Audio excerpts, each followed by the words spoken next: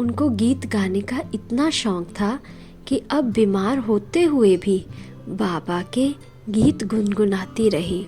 उनका अति प्रिय गीत जिसको वह अक्सर गाया करती थी वह है बाबा बुला रहे हैं, बच्चों वतन में आओ, अब हमको ना बुलाओ तुम मेरे पास आओ।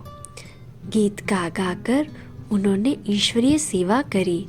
गीत गाकर उन्होंने लोगों के मन में परमात्मा के प्रति प्यार जगाया, आध्यात्मिक जीवन के प्रति जागृति लाई।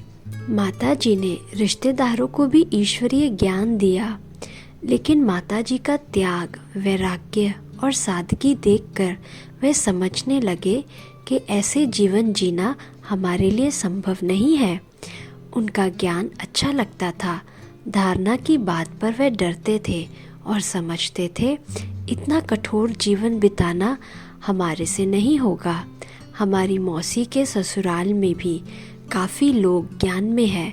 हमारे पूरे परिवार को माता जी ने ज्ञान में चलाया। खासकर हम बच्चों को ज्ञान में, योग में, ईश्वरीय सेवाओं में तथा धारणाओं में आगे बढ़ने में, उमंग उत्साह भरने में उनका बहुत बड़ा योगदान रहा। उन्होंने ही हम 2 बहनों और 2 भाइयों को यज्ञ में समर्पित कराया। पिताजी ने उनकी इतनी परीक्षा ली, इतने कष्ट दिए, फिर भी वह हारी नहीं, झुकी नहीं, ईश्वरीय पथ छोड़ा नहीं। अंत में पिताजी को ही एक दिन हारना पड़ा। माताजी ने सदा शिव शक्ति बनकर सब विघ्नों का सामना किया और हम सब बच्चों को प्रोत्साहन दिया।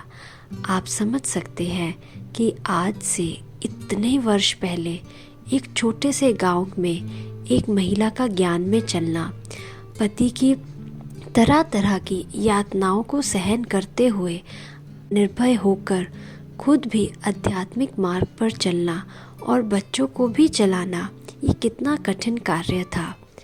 इतनी निर्भयता उनमें आना, ये उनका अपना संकल्प बल और परमात्म बल ही था। एक बार गांव में प्रदर्शनी लगाई गई।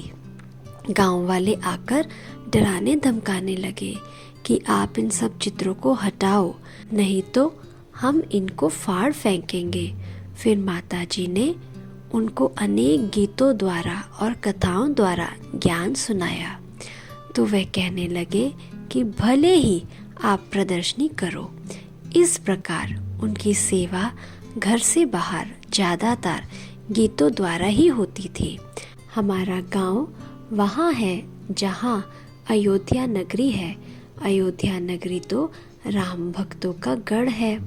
वहाँ राम राम के सिवाय अन्य किसी देवता का नाम सुनना भी लोग नहीं चाहते हैं। उस समय ब्रह्मा कुमारियों को वहाँ के लोग क्रिश्चियन मिशन की समझते थे।